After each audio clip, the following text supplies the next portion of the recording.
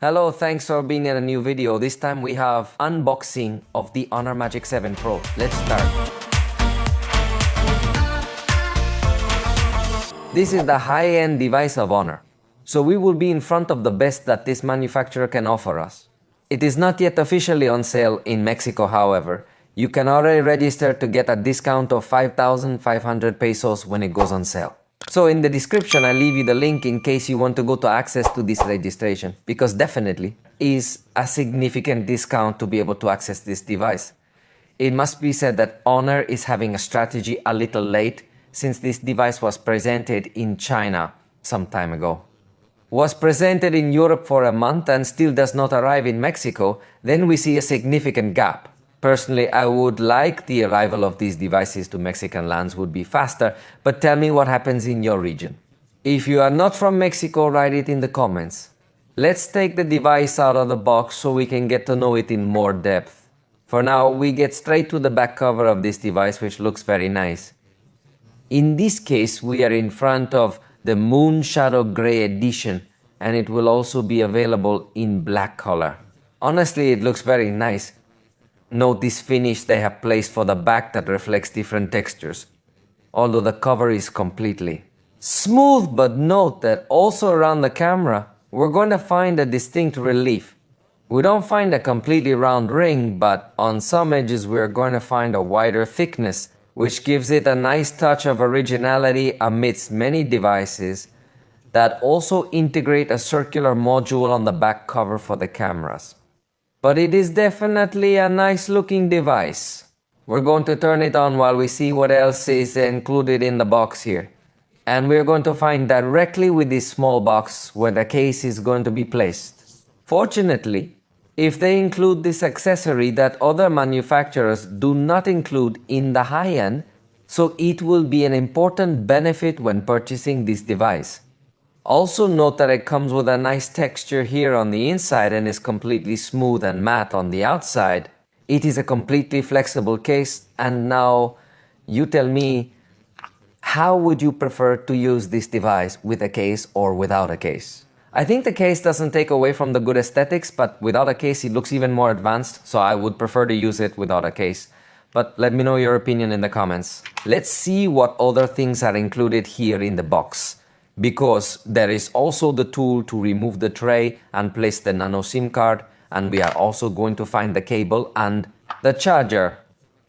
Notice that in this case the charger has a 100 watts power, although it is still USB-A, so I would like to start seeing the transition to USB-C, at least in this model, which is the most expensive and flagship model, because in this sense the experience is not perceived as modern, but fortunately they do include charger, unlike Samsung, Apple and others that are not including charger in the high end. It's also a pretty powerful charger, and of course you need to use the original cable included in the box, which has some orange highlights so you can easily distinguish them.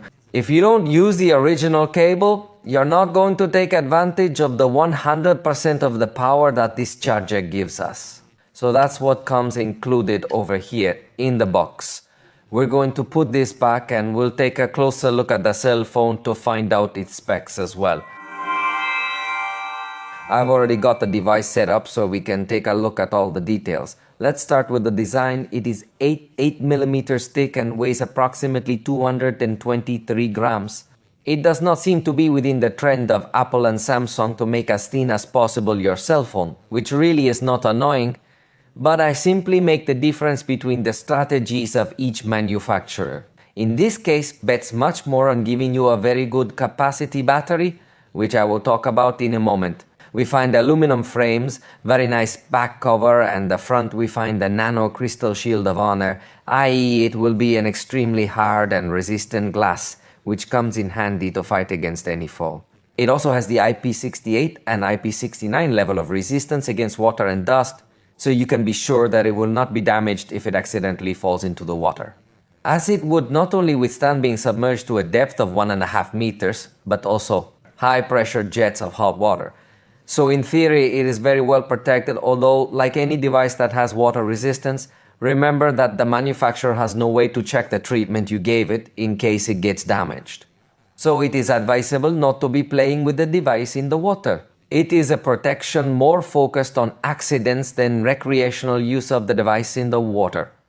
The screen has a diagonal of 6-8 inches and we are in front of an OLED panel with full HD plus resolution 1280 by 2800 pixels.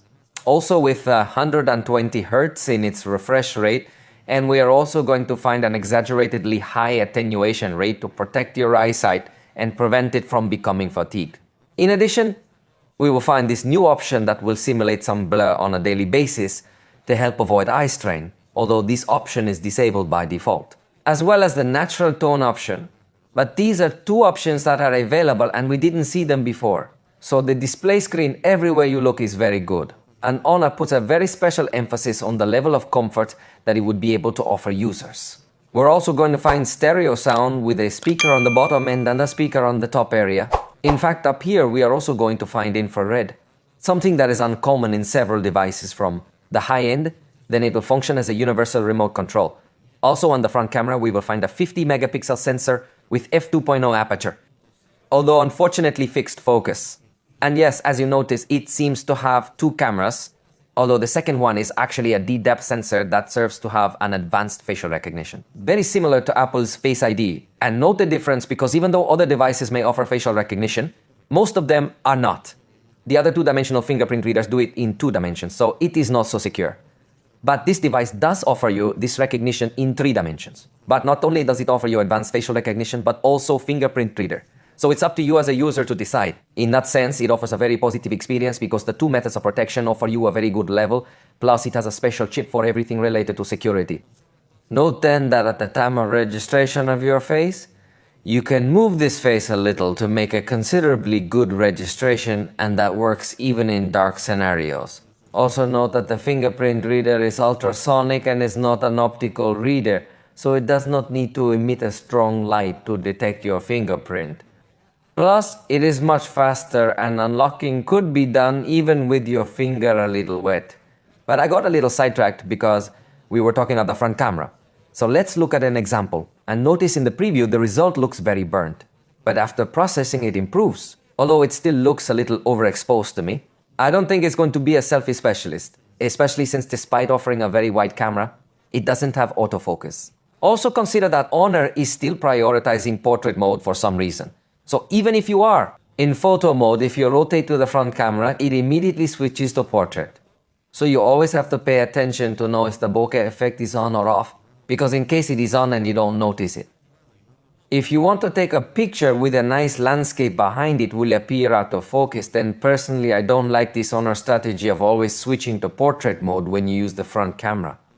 Fortunately, this front camera can indeed record in 4K at 60 frames per second, and on the back we are going to find the main 50 megapixel camera with this optical stabilization, and in this case, variable aperture. To be exact, it varies between 2 steps f1.4, which would be this way with the diaphragm wide open and slightly closed, also with f2.0, then this can be moved manually or also automatically. The device can choose it. The ultra wide angle camera is also 50 megapixels in this case with f2.0 point aperture and autofocus. And finally, we see at the top a telephoto camera of 200 megapixels with aperture f2.6. Talk about optical zoom 3x approximately with optical stabilization. In this case, the manufacturer opts for a strategy of a single telephoto lens. Personally, for a long-range zoom, I would like to see 2 telephoto lenses, although that complicates the accommodation quite a bit and notes that in this case, the camera system does not protrude excessively from the body of the device, which is also another factor to take into account. But let's take a look at some results. This is the ultra-wide camera, which as you can see is 12 millimeters. It is very, very wide, which gives you a positive perspective, plus it works very well in terms of color management. Then we find the photograph with the 24 millimeter setting, which is the main camera. The result also looks attractive. Then it gives us a crop. Inside this sensor for photographs of 48 millimeters, that is 2x digital zoom that looks with optical quality. Then we have the 72 millimeter camera, which will be a fully optical 3x zoom. So the quality is very good in all these in-betweens. Then we jump to 144 millimeters, which would be a 6x zoom photograph cropping inside the sensor. So it maintains optical quality and the result really looks very nice with very good level of detail. So in short and medium range zoom we are You're looking at excellent quality. In fact, now you're looking at the 10x zoom picture and it still looks very detailed. Now you're looking at 30x zoom photography, which is the maximum where you're generally going to be taking pictures in a practical life scenario. And believe me, the quality at this zoom setting, great. So even at long range zoom, we have good quality. Consider that the maximum zoom is 100x. And if you don't have internet connection, this would be the result. However, if you have internet connection, the device will use artificial intelligence to enhance the details and imagine how it would look.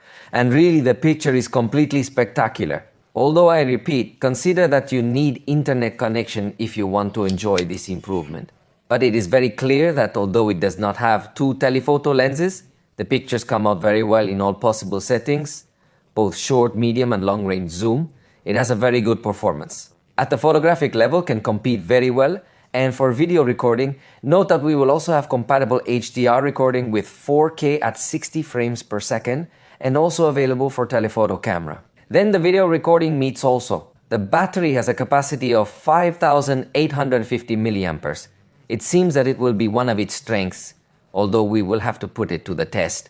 Since we are talking about the silicon and carbon battery 3rd generation HONOR, it also supports 100 watts charging via cable, or also supports wireless charging and even reverse wireless charging. So as I say, it also has it all in this aspect. In fact, wirelessly it supports 80 watts charging. If you use the supercharged system of HONOR, in this case we will find 12 GB of RAM plus another 12 GB of virtual turbo RAM, which as you see cannot be disabled. I must tell you that the HONOR Turbo RAM, I have tested it, and it is the only virtual RAM that I consider that works at present. Any other manufacturer that promises you virtual RAM, I have tested them and they really do not work. I still consider it unnecessary to have so much virtual RAM memory, considering that it already has 12 GB of physical RAM, so it is positive, but it is not so necessary. In the storage we find 512 GB. This is very positive because other manufacturers offer you the option. The 5112 is the only configuration of the 512, but you have to pay an additional fee to access this version, however. HONOR distributes this as its only configuration that comes with lots and lots of space. And finally, the processor is the Snapdragon 8 Elite, accompanied by a special chip developed by HONOR for everything that has to do with antenna management and another chip for everything that has to do with security, issues and saving passwords and fingerprint and more, and another chip to improve power.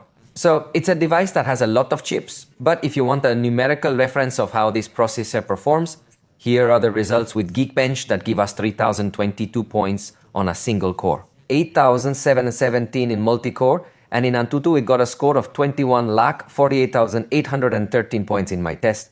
Obviously it will be a very powerful processor. We will have to put it to the test with different applications, games, video editing and more, but we will see all that in the video review. For now we are coming to the end of this video. Let me know in the comments what you thought. I hope you liked it. If so, you know you can indicate it, and see you next time.